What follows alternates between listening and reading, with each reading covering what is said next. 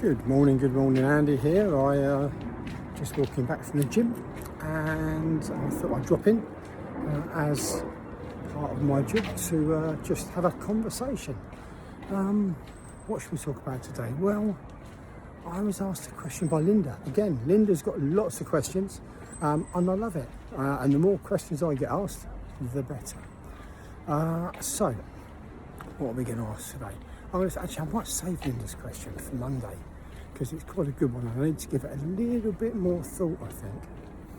And I thought today I'd drop in and just talk about getting people 5k and 10k ready, because we're getting into the summer now, and a lot of people are racing 5 and 10k's, and they often want to know, what should we do? How should we train? How should we push ourselves forward? And what I would say is there's no real mystery about it, because it is quite a simple formula. And the first thing you need to remember is you can't run a fast marathon without being able to run a fast 5k. So how do you run a fast 5k? Well, you could just get your head down and just run, but that generally doesn't work. So what I do with most of my guys is I look at the time they want to hit for 5k. So say it's 20 minutes. They need to run at roughly 4 minutes a k. Well, actually it's exactly 4 minutes a k. And that gives them a 20-minute 5k. I then break that down further and I go, right, okay, based on that, how's that going to work? Because you then got to think, right, okay, they can't run the whole 20 minutes at the moment at that pace. So we need to break it down. So what I then do, I then make that a shorter interval. So I'll start them off with 200s at 4 minutes a k. I'll then get them going to maybe a bit more longer than that. So we go to 600s, then 800s, then 1k reps. And once we get to the 1k reps, then generally it's a little bit building from there. So we'll go 1k reps, then we'll go up maybe 1 mile reps. Apologies for the disco, I've got no idea what he's doing. I'm grumpy this morning. Anyway, I'm not really. I've had a really good workout. So I go sort of probably 2, 4, 6, 8, 1k, 1 mile.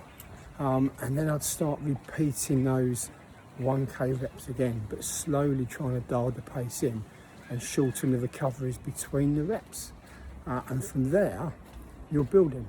From there, you're building speed, building tolerance to the speed you want to run at. And then by shortening the recovery out, you're building the endurance in as well. And don't get me wrong, the sessions are quite tough, but infinitely doable. And we do that right up to things like marathon pace. So if I'm looking at doing a marathon and I want a 3:30, which is 8-minute miling, I'll start doing mile reps, 8 minutes, and I just try to dial that pace in to get my body used to running at that pace. And that really is, it's just knowing the paces, knowing how to build it. There's quite a bit more science around it than that, and quite a bit more difference about training load, and knowing how to push, when to push, what different types of sessions to put in alongside the sprint sessions. But that's how I build plans and what I do, and why I do what I do. So if you want to know more, or if you have got other different questions you want to answer, and Linda, I will be talking to you about nutrition, calories, protein, and everything in between next week. I'm also going to try to do a little bit on hormonal health as well for the lady runners out there, because I've had a few ladies say to me, how do these hormones really affect me? So I'm going to talk a little bit about that next week as well, once I've done a little bit of extra in-depth research to back up what my thoughts are. And also I might even get Kirsten involved, because at the end of the day, she's a woman and knows all about this sort of stuff because she's experiencing it. Apart from that, I will catch you soon and hope you have an amazing weekend. Take it easy, guys. Bye for now.